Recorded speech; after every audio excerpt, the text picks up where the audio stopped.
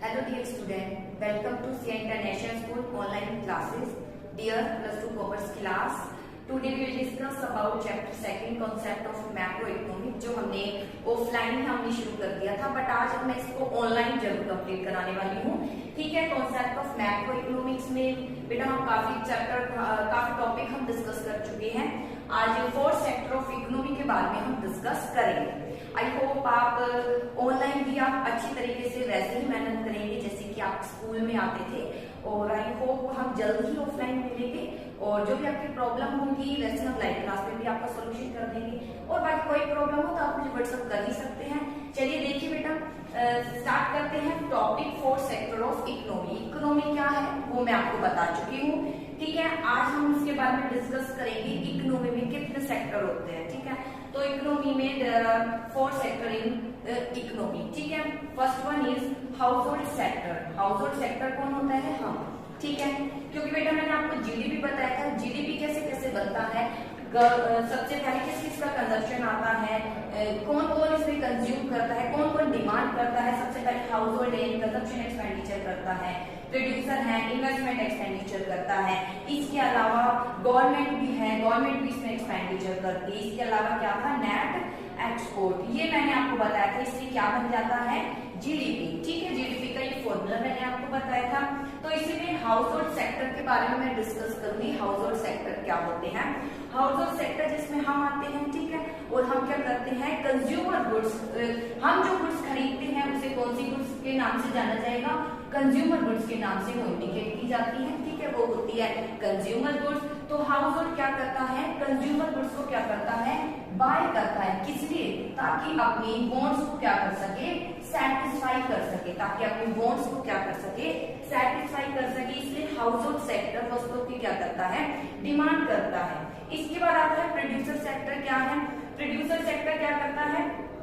Production का कार्य करता है। प्रोड्यूसर सेक्टर जो मेनली रूप से कैपिटल गुड्स की डिमांड करता है, और प्रोड्यूसर सेक्टर के माध्यम से ही वस्तुओं का क्या होता है? प्रोडक्शन होता है। और जब ये प्रोडक्शन करता है, किसकी हेल्प लेता है? हाउस होल्ड की हेल्प लेता है। इसके बाद हम डिस्कस भी करेंगे एक दूसरे पर कैसे निर्भर होता है। ठीक है, तो प्रोड्यूसर सेक्टर क्या करते हैं? जो इकोनॉमी में प्रोडक्शन का कार्य करने का कार्य करते हैं, जो प्रोड्यूसिंग यूनिट में हेल्प करते हैं। इसके बाद आता है गवर्नमेंट सेक्टर। क्या है? तो गवर्नमेंट सेक्टर क्या है बेटा? गवर्नमेंट सेक्टर कहीं ना कहीं हाउस होल्ड और प्रोड्यूसर सेक्टर दोनों की हेल्प करती है।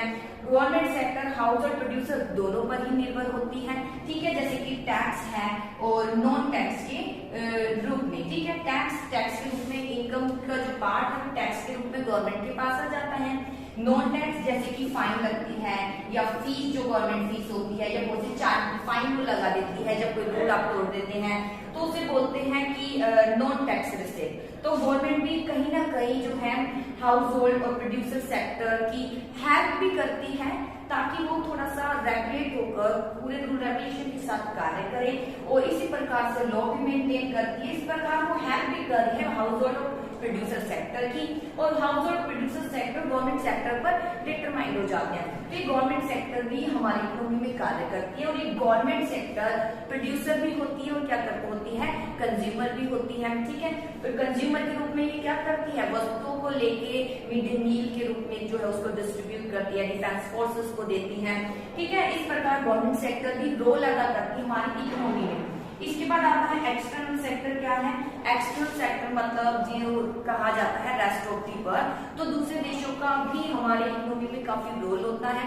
जब दूसरे देश हमारे साथ जुड़ते हैं तो उसकी टेक्नोलॉजी का हमें लाभ मिलता है, और हमारे जो एक्सपोर्ट इंपोर्ट मेनली जो एक्सपोर्ट है वो भी इंक्रीज हो जाते हैं। किसके कारण? External sector. तो एक्सटर्नल सेक्टर भी कहीं ना कहीं क्या करता है? हमारे द्वारा उत्पादित वस्तुओं की क्या करता है? डिमांड करता है, जिससे हमारा जीडीपी क्या होता है? इंक्रीज होता है। और ये मैं पहले भी बता चुकी हूँ, अगर एक्सपोर्ट हो रहा है, ठीक है, तो अगर एक्सपोर्ट ज्यादा हो रहे हैं इट मीन जीडीपी हमारा क्या हो रहा है?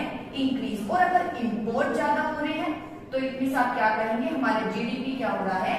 डिक्रीज हो रहा है, क्योंकि वस्तुओं का यहाँ प्रोडक्शन होता ही नहीं है। इस प्रकार ये चारों सेक्टर कहीं ना कहीं हमारी इकोनॉमी में कार्य करते हैं और एक दूसरे पर क्या होते हैं?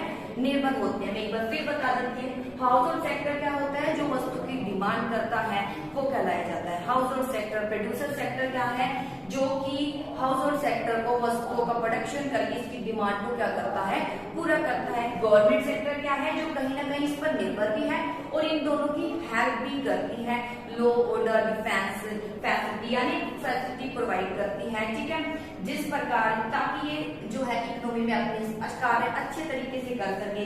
ऐसी एक्सटर्नल सेक्टर क्या है, एक्सटर्नल सेक्टर जो दूसरा देश का हमारे देश पर निर्भर होता है, या तो उसकी वहां वस्तु उत्पादित नहीं होती तब हमारे देश पर निर्भर होगा, या अगर वो उत्पादित करता है तो पूरे जो है उसकी इकोनॉमी में वो पूरा कंजप्शन नहीं हो पाता है, उसे कहीं ना कहीं दूसरे देश पर निर्भर होता रहना पड़ता है। इसलिए कहीं ना कहीं एक देश दूसरे देश की हेल्प करता है नेसेसरी वस्तुओं की इंपोर्ट या एक्सपोर्ट करके। तो एक्सटर्नल सेक्टर का भी काफी रोल है हमारी इकोनॉमी में, और ये चारों सेक्टर महत्वपूर्ण रोल अदा करता है हमारी इकोनॉमी में, और ये सारे ही एक दूसरे पर निर्भर होते हैं। अब अगला टॉपिक आता है कैसे ये एक दूसरे पर निर्भर है, ठीक है। हाउस होल्ड सेक्टर है, प्रोड्यूसर सेक्टर है, गवर्नमेंट सेक्टर है, रेस्ट ऑफ दी वर्ल्ड है, किस तरीके से एक दूसरे पर निर्भर है। फिलहाल अभी हम इस टॉपिक के बारे में डिस्कस करेंगे कि हाउस होल्ड, प्रोड्यूसर और गवर्नमेंट सेक्टर किस प्रकार इंटरडिपेंडेंस एक दूसरे पर निर्भर होते हैं। सबसे पहले आता है हाउस होल्ड, ठीक है, फिर आता है प्रोड्यूसर, फिर गवर्नमेंट सेक्टर है। तो कैसे प्रोड्यूसर और हाउस होल्ड सेक्टर एक दूसरे पर निर्भर होते हैं इसके बारे में मैं बताऊंगी अभी आपको। हाउस होल्ड सेक्टर है, ठीक है, वो क्या करता है, डिमांड करता है, क्या करता है, डिमांड करता है। डिमांड मतलब वस्तुओं की मांग करता है, और इकोनॉमिक में मैंने आपको बता दिया था डिमांड क्या होता है। डिमांड में किसी वस्तु को आप ये नहीं कि वस्तु की इच्छा आप जता रहे हैं, आप उस वस्तु को परचेज भी कर रहे हैं, तो वो क्या कहलाई जाती है, डिमांड कहलाई जाती है। तो हाउस होल्ड सेक्टर क्या करता है, डिमांड, वस्तुओं की डिमांड करता है, गुड्स की, लेकिन ये गुड्स बना के कौन देगा, प्रोड्यूसर सेक्टर। इसलिए हाउस होल्ड सेक्टर अपनी वस्तुओं के लिए यानी अपनी आवश्यकताओं को, अपनी वांट्स को पूरा करने के लिए किस पर निर्भर हो जाता है, प्रोड्यूसर सेक्टर पर। लेकिन प्रोड्यूसर सेक्टर फिर वस्तुओं को प्रोडक्शन कैसे करेगा, वो वस्तुओं के प्रोडक्शन के लिए दोबारा ही, ठीक है, जो प्रोड्यूसर सेक्टर है किस पर निर्भर हो जाता है, हाउस होल्ड पर। किस पर निर्भर हो जाता है, हाउस होल्ड सेक्टर पर निर्भर हो जाता है। कौन, प्रोड्यूसर सेक्टर, क्योंकि वस्तुओं का प्रोडक्शन करना है, प्रोडक्शन करने के लिए लैंड भी चाहिए होती है, ठीक है, लेबर भी चाहिए होता है, कैपिटल भी चाहिए होती है, ये सब कौन देता है, हाउस होल्ड से ही प्रदान हमें प्राप्त होते हैं, मींस प्रोड्यूसर को प्राप्त होता है। तो लैंड है, लैंड के बदले रेंट उसको मिलता है, लैंड अगर हाउस होल्ड दे रहा है तो ही प्रोड्यूसर अपना क्या कर रहा है, काम स्टार्ट कर सकता है। लेबर है तभी तो वस्तु को क्या होगा, प्रोडक्शन होगा, वो यूनिट को प्रोड्यूस करेगा। इसलिए प्रोड्यूसर भी कहीं ना कहीं किस पर निर्भर है, हाउस होल्ड सेक्टर पे, और हाउस होल्ड सेक्टर भी किस पर निर्भर होता है, प्रोड्यूसर सेक्टर पर निर्भर होता है, ठीक है। हाउस होल्ड सेक्टर वस्तु की डिमांड कर रहा है, उसे वस्तु को कंजप्शन करना है, तो इसके लिए प्रोड्यूसर पर निर्भर होगा, क्योंकि प्रोड्यूसर उसे प्रोडक्शन करके देगा। लेकिन प्रोड्यूसर प्रोडक्शन कैसे करेगा, उसके लिए वो किस पर निर्भर हो जाएगा, हाउस होल्ड सेक्टर पर निर्भर हो जाएगा, क्योंकि प्रोडक्शन करने के लिए उसे लेबर भी चाहिए। लेबर कौन होंगे, बाहर हाउस होल्ड जो हम होते हैं वही एज अ लेबर के रूप में कार्य करने आते हैं। तो इस प्रकार ये दोनों निर्भर होते हैं। अब गवर्नमेंट कैसे दोनों पर भी, गवर्नमेंट कैसे निर्भर है, हाउस होल्ड और प्रोड्यूसर सेक्टर पर, और ये दोनों सेक्टर गवर्नमेंट पर कैसे निर्भर है, इसके बारे में अब हम डिस्कस करेंगे।